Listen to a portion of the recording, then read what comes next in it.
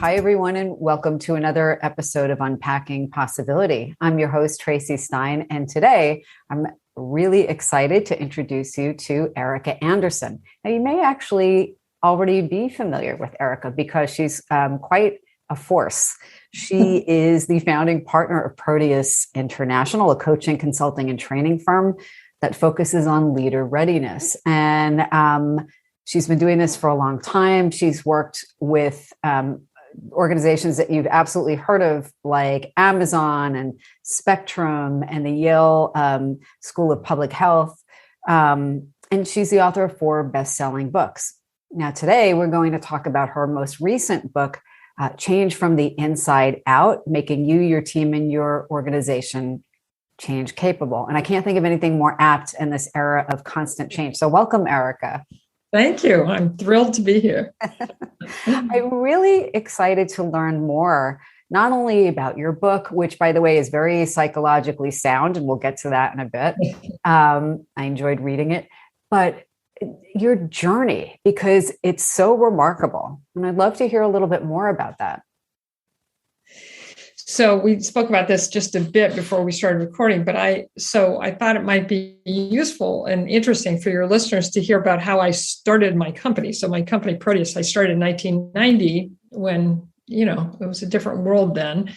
And I started the company for 2 reasons. I had been working in organizational development and management leadership training for about a decade at that point. And one thing I noticed is, and I'm old enough that I remember this, I don't know how many of your listeners remember this, but in the 80s, in the 70s and 80s, the skills that we think of as so critical now, leadership, management, teaming, communication, those were always called soft skills. Like they don't really matter, and the only thing that really matters is your job skills. And what I saw as the world started even then to speed up and flatten out is that those skills were going to become increasingly important. In fact, our first Proteus tagline was skills for mastering the future, which is what I felt those were. And I wanted to really have a company that put those front and center. And then the second thing was that I wanted to be what has come to be known as a business partner, although that was not yet a term of art, because at the time in the 80s, consulting firms and certainly training firms were really kind of widget sellers. Like, we want to buy listening training. And what I wanted to be was that partner for clients. And this actually became the mission of Proteus and still is 32 years later, that our mission is to help our clients clarify and move toward their hoped for future. So that's what we do. We work with our clients to say, where are you actually trying to go? Either individually, who do you want to become? Or organizationally, what do you want to become? And then we have a whole variety of tools and support and processes to help you get there. So that's, and that was 32 years ago. And here we are today. It all seems to be working out. It does quite well. And along the way, you've written a series of best-selling books to help people achieve what you just spoke about. And I'm wondering if you wanted to talk a little bit about that journey. Yes, I did an interview recently about this book. And one of the questions was, when did you know you wanted to be a writer?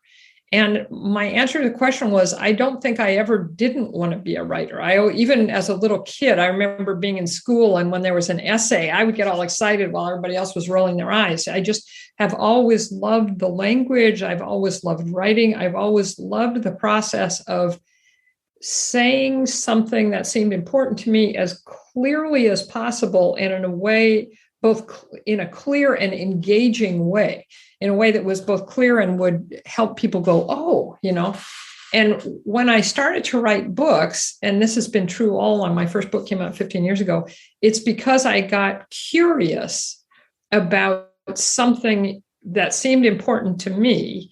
And I felt like if I answered, some core question that I was curious about, that it would crack an important code for people. So, like, for instance, my first book, Growing Great Employees, is about how to be a good manager of people. And the question that I got curious about is, why are most managers so bad, and why do we underestimate the importance of it so much, And so that led to that. And so for every book, I've gotten curious, and it's true for my latest book too. I got very curious about a couple of what I thought were important questions about change. Even though we've had a change practice for over a decade. And in the course of that, I just got curious about, well, why, so we can talk about that too. But that's really what led me to write books, is wanting to crack codes that would be helpful to people. I think it's such a great reason to do so, right? Not just to write, but to really kind of better understand something yourself as well and make it accessible to people. Precisely. You just mentioned something a moment ago that I think is so true. And I'm assuming you see this at all levels of organization size, right? From small businesses to large ones. A lot of times people have some skill set for what they do in management, but lack other skills that are really equally important, like you mentioned before, the soft skills of communicating. I'm just going to reframe it as a psychologist, like being able to step into the mind of your employees. Yes. So sometimes people seem to know a lot about the other kind of aspects of business that aren't as interpersonal. Yeah. And it seems like you really tackled that in this most recent book as well. Oh, absolutely. I mean, just to go there, the questions that I wanted to answer, the reason I started thinking about writing a change book in 2018 are, as I said, we'd already had a change practice, and I feel like we're quite good, very good at integrating the human side, what you were just talking about, the human side of change, and the kind of nuts and boltsy technical side of change. And even so, I noticed that change was still really, really hard for people. And so that was the first question I got curious about, is why is change so hard for most of us, especially change that's imposed upon us, when it's somebody else's idea, right? So that was question number one. And question number two was, okay, what actually happens inside an individual human being when they move through change, when they make a change? Because I didn't feel like that we had enough clarity about that. And again, I felt like if I could get clear about those two things on behalf of readers, then that would be useful. So, having read the book, that I talk a lot about both those things, and I feel like I have pretty good answers to those questions now. You really do. And one of the things that struck me about the book is that it really, as I mentioned earlier, it's very psychologically, it's psychologically rooted. It's rooted in concepts that, as a mental health professional, I would probably take for granted. Like, well, yeah, of course we have to think about this, but absolutely most people aren't necessarily thinking about change as consciously and as strategically as you outlined in the book, but you make 100%. It really accessible. And it's what gets in the way of success. I mean, I mentioned this statistic in the book, and I think it's really central to exactly what you're saying is McKinsey has research that shows that 70% of organizational change efforts fail in some way. Either they fail entirely or they don't achieve the goals in the time they said they're not successful on some level. 70%. And then if you unpack that one level down, their research shows that the main reasons that is true, as they say, are lack of employee buy-in and lack of management support. And that's entirely individual, human, psychological, and emotional, right? So to me, to understand why change is hard for us and then how we can rewire ourselves to get better at going through change, it's absolutely necessary now if we want to, as individuals and as organizations, succeed in this era of nonstop change, So I think, and it's why we ended up calling the book Change from the Inside Out. It's like, any change, whether you're talking about one person making a change in their lives or a huge organizational transformation that affects 100,000 people, starts with each individual person making that change. And unless a critical mass of people go through the mindset shift that's necessary to make the change, it just won't happen. It won't be adopted. You're so right. And I took some notes as I was reading. You said something really early on that the amount of change and the rate and the number of changes people need to make in general and in business has increased dramatically in the last few decades. So I'm wondering if you could explain that very core concept to our listeners. Yeah, I'd love to talk about that. And I'd also love to talk about it in the context of that was, in a way, it's the answer to my first question of why change is hard. Because as I started to think about this, I looked at our history as human beings, and I realized that if you look at one human person's life, 100 or 200 or 500 or 1,000 years ago, that life was pretty much the same from beginning to end. I mean, if somebody who grew up in the US or in Kenya or in Asia or Europe 200 years ago, their life was, to us, unimaginably stable. They would almost certainly be born and grow up where their parents were born and grew up, where their kids were going to be born and grow up. They would do the same work their parents had done. They'd eat the same food. They'd go to the same church. They'd live in the same field. I mean, just, and even the uncommon occurrences were predictable. Some years the crops will be good. Some years they'll be bad. People will die. Babies will be born. Incredibly predictable and stable. And then if you think about change in that person's life, the changes that came were aberrations. They were a danger and a threat. It was a flood or a famine or a war or a plague, And so almost without exception, the best bet for that person in that stable life was to, as quickly as possible, come back to the known. That homeostatic urge really served us for thousands of years. So we have thousands of years of conditioning, probably natural selection on top of it, that, change is bad. And going back to the known is the safe bet. So here we are now in this entirely different world. It started speeding up, I think, in the 19th century. And then now we're on this, geometric curve of speeding up change. And as you know, the example I use at the beginning of the book is I'm old enough that when I was a little kid, TV was a new thing. We got our first TV when I was 3 or 4. And then 10 years later, we got our first color TV, right? So that was, even 60 years or so ago, the pace of change was still pretty stately. You had 10 years before and now that level of technological innovation happens every 45 minutes on our phones, right? So we're just not wired for this. That's the conclusion I came to. Bad news.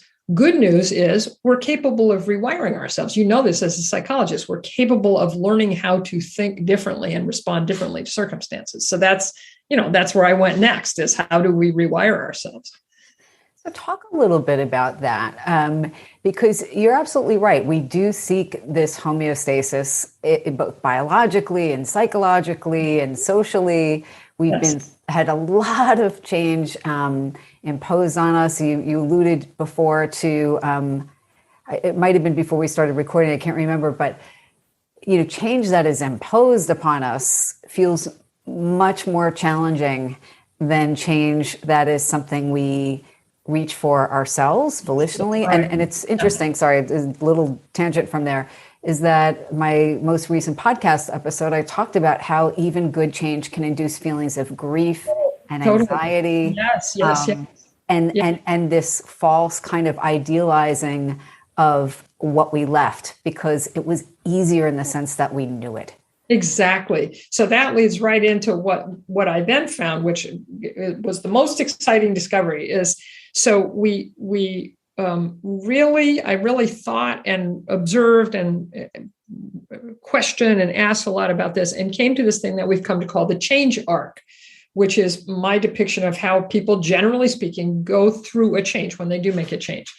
And so, as you know, the first thing we noticed is that people, when a change comes at them, they want answers to very predictable questions. And the questions that we ask about change, and it's funny, as you say, even when it's good change, and often even when it's our idea, we still ask the same questions, which are, what does this mean for me? Literally, what am I going to have to do differently? That's the first thing we want, right? Because we have this homeostatic urge. The second thing is why? Why is this happening? Again, because we have this strong preference, most of us, for the status quo, we need a really good reason to even consider changing. And then the third thing is, what will it look like when it's done? Tell me about the post-change future.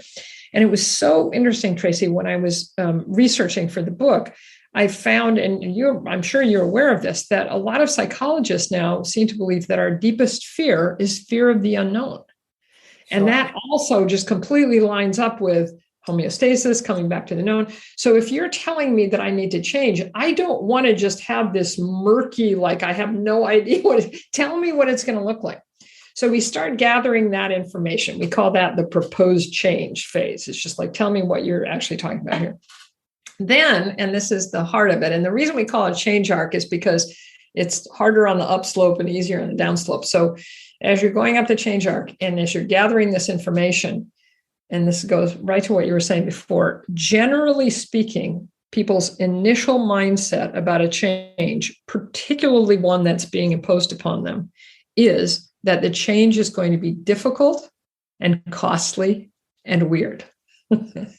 And difficult means I don't know how to do this, and other people are going to make it hard for me to do. Just there's lots of obstacles, right? Costly, this was so interesting when we figured this out.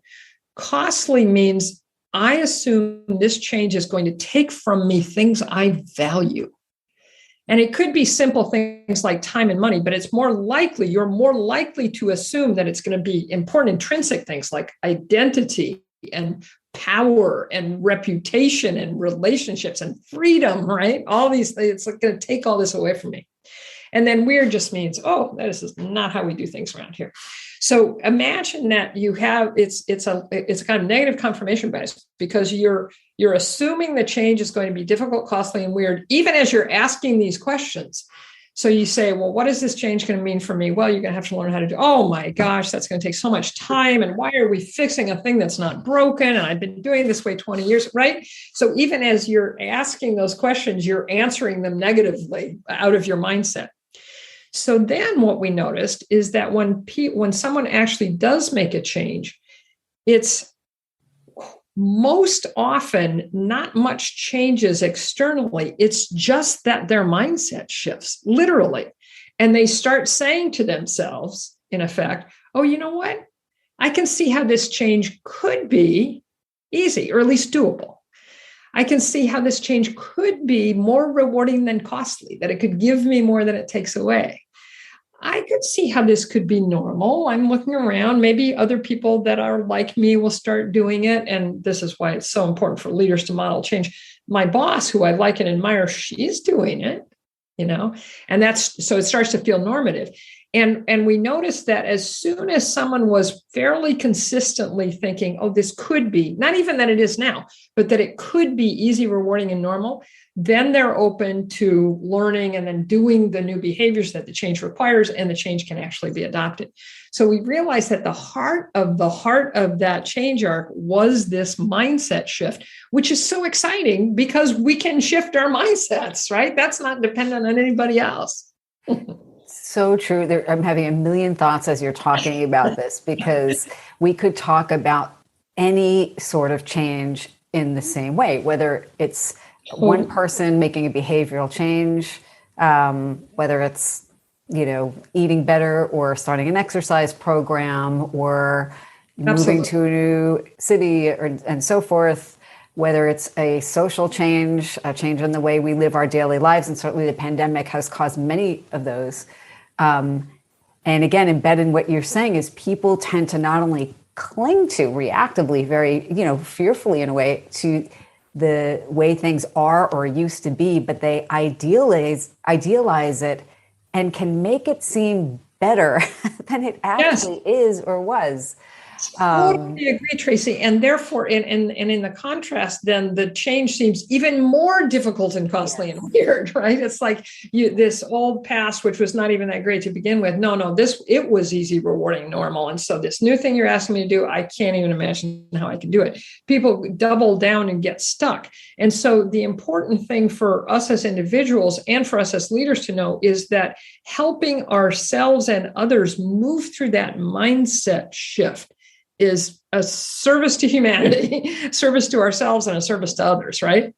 Absolutely. It's interesting because I'm going to say something that's going to sound like these two things can't both be true.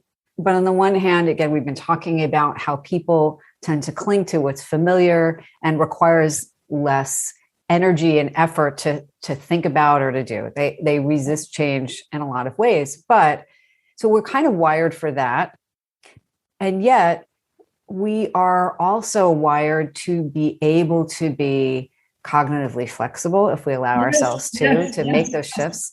And you use something in your description of what people need to do that I don't know if you're aware of it being a kind of a self-hypnotic technique, because when somebody can envision something in the in the future, or actually at any point in time, but in the future, and can imagine practicing being in this new space and way of being, that is actually self-hypnotic. And it absolutely does change people's emotions and what they feel that they can do behaviorally.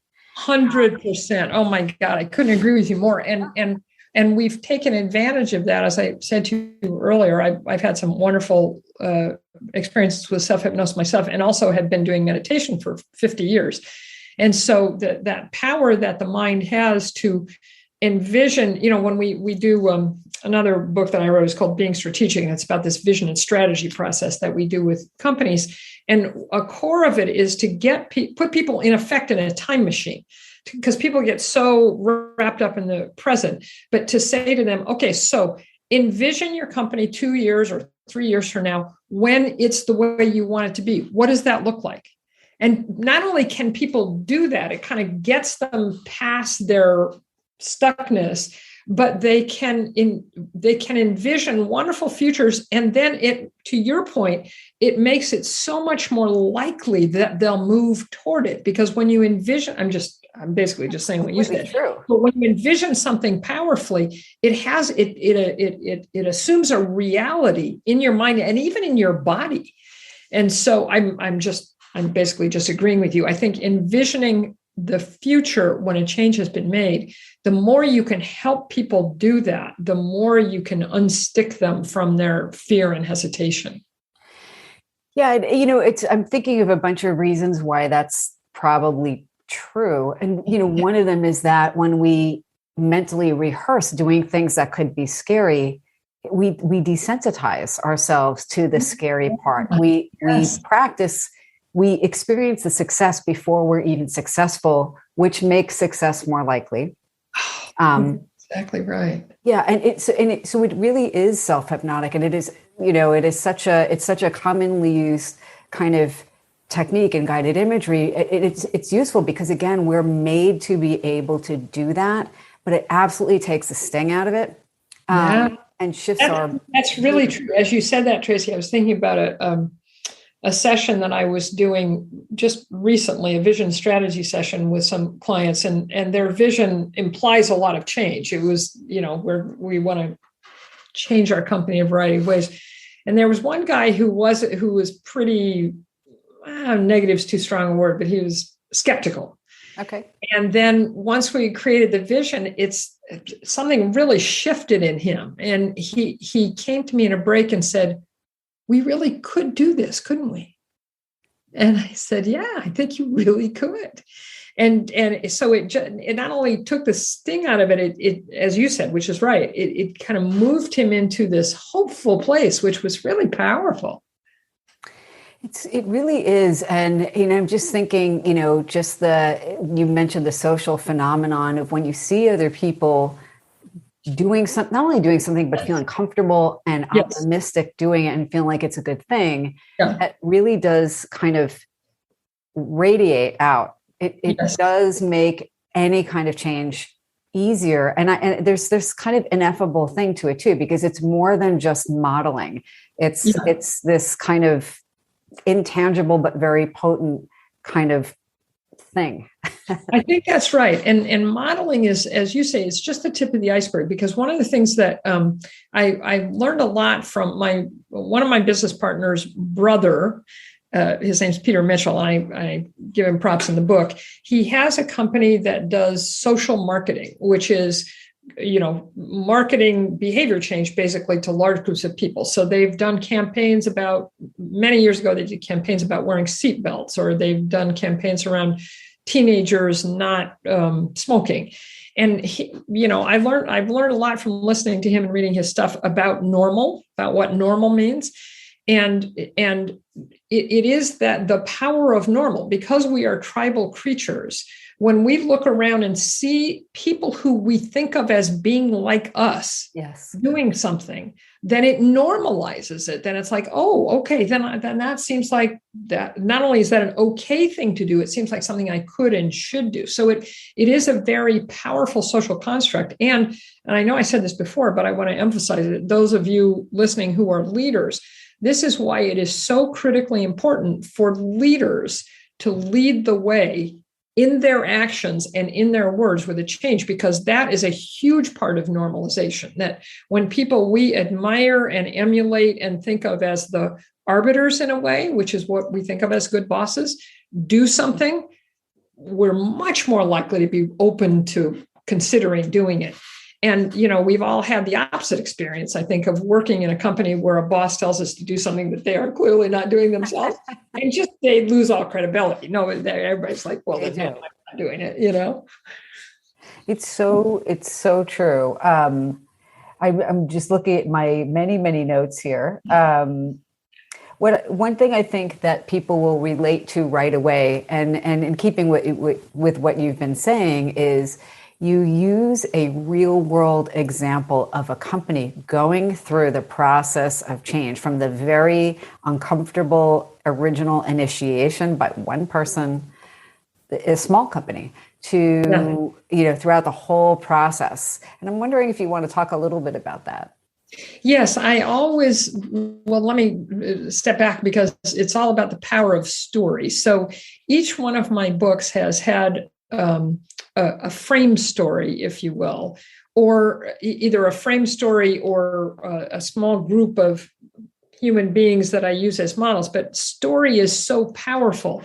And I think particularly in change, story is powerful, because the last thing I wanted is for this to be another heady theoretical book about change, because there are a million of them out there. And with my basic premise that change begins with an individual person going through this arc, I really wanted to connect the reader to that. So I very specifically, and I made up this company, Moment Jewelry, but based on lots of client experiences I had, and I made it small enough, big enough to have problems. I figure there's about 100 people at Moment, but small enough so that the reader could see the shape of change as they went through it and could relate to it on an individual level.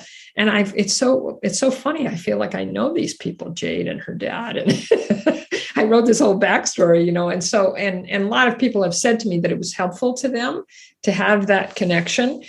And so I love that you brought that up. I do feel like stories are, stories. I talk a lot about stories in my work, and stories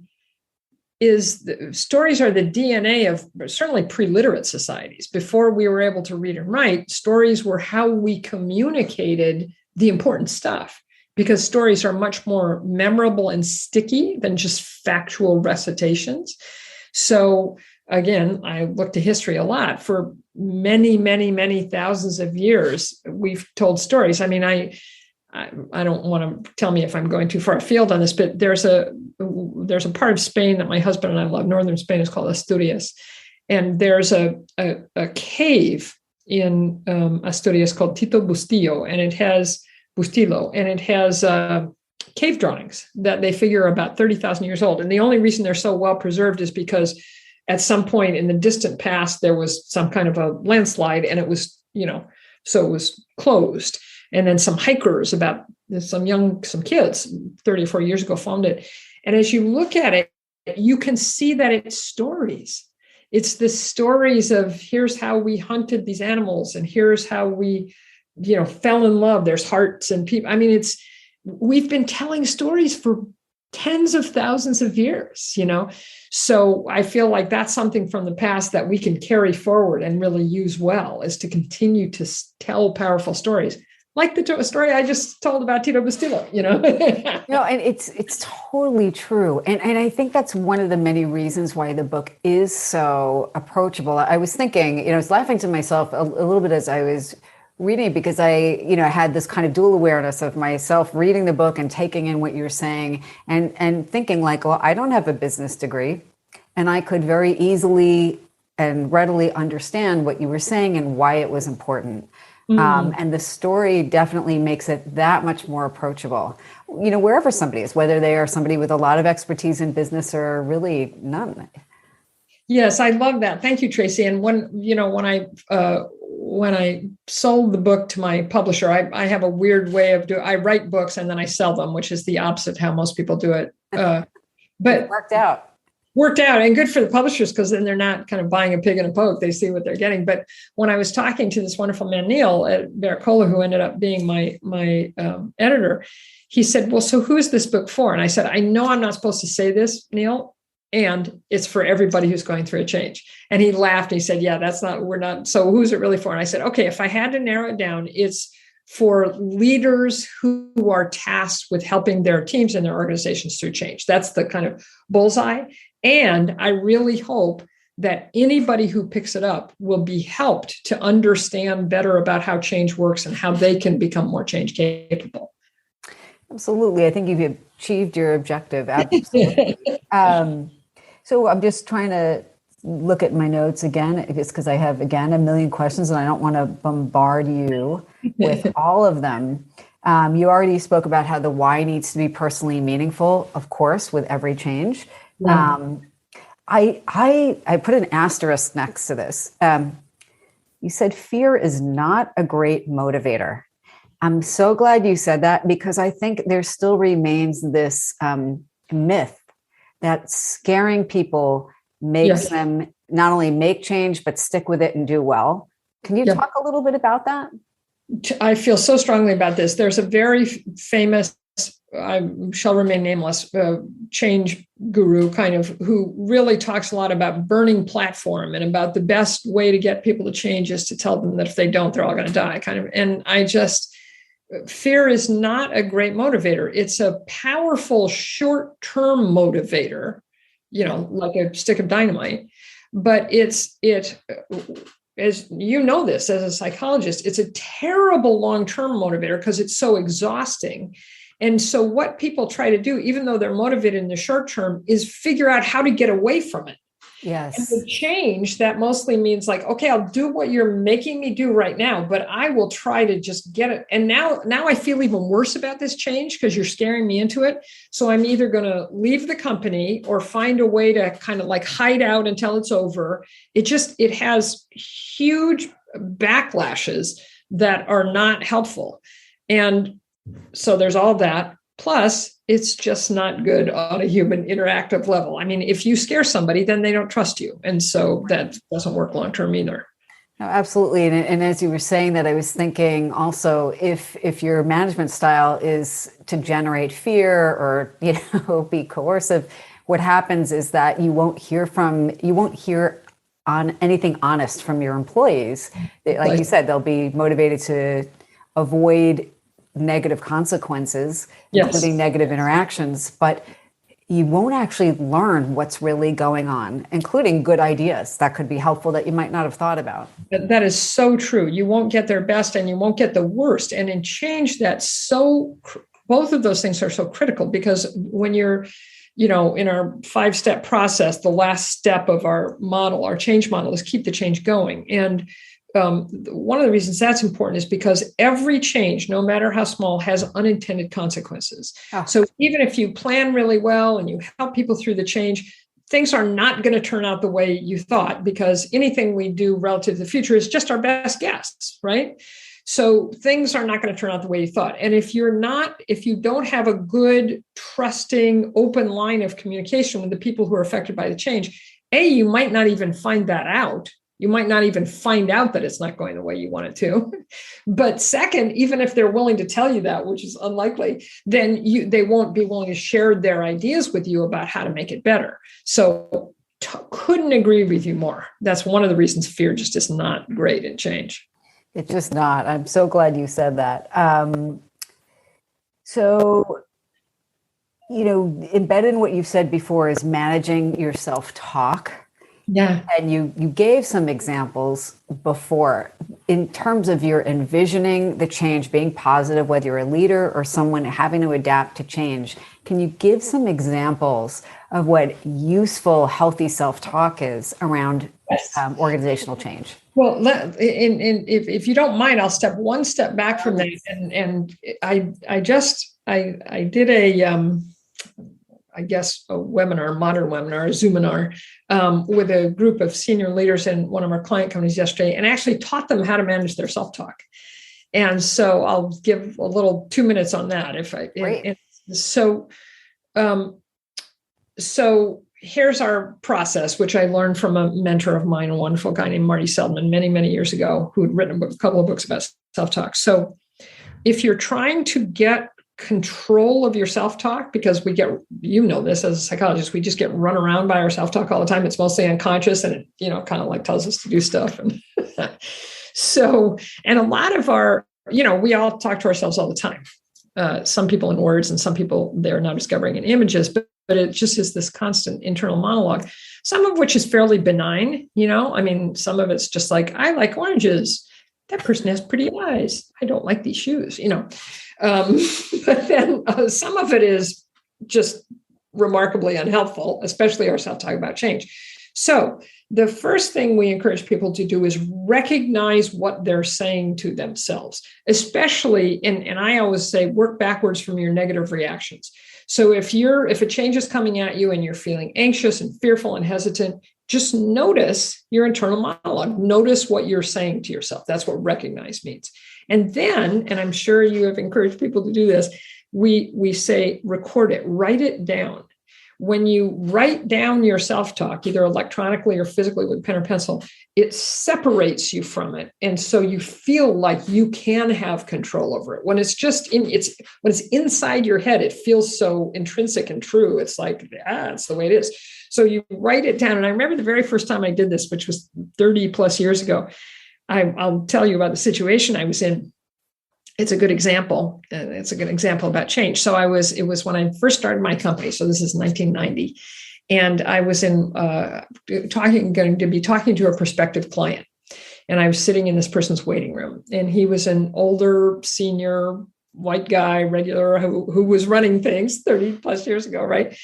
And I found myself just being unaccountably nervous. And usually I don't get, but my hands were sweaty and my heart was beating. And I'm like, whoa.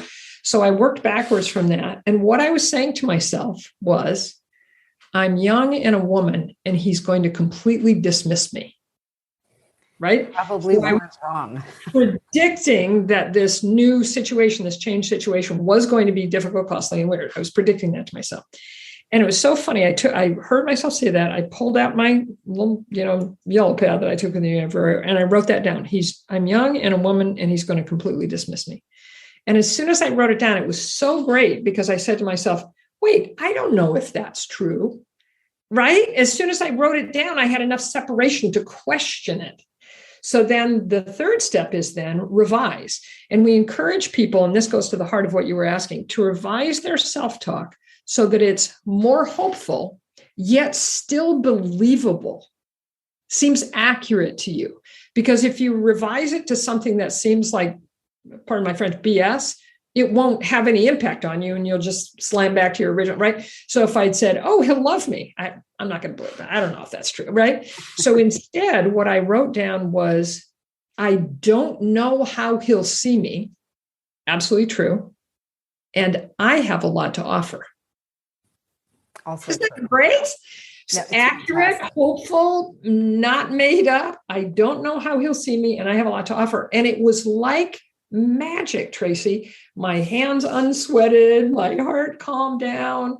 And then in the 10 or 15 minutes that he made me wait to show me how cool he was, I guess, it was like whack-a-mole. I would say, oh, I don't know how he'll see me. And I have a lot to, so I just kept repeating it, right? So that's our process. Recognize, record, revise, repeat.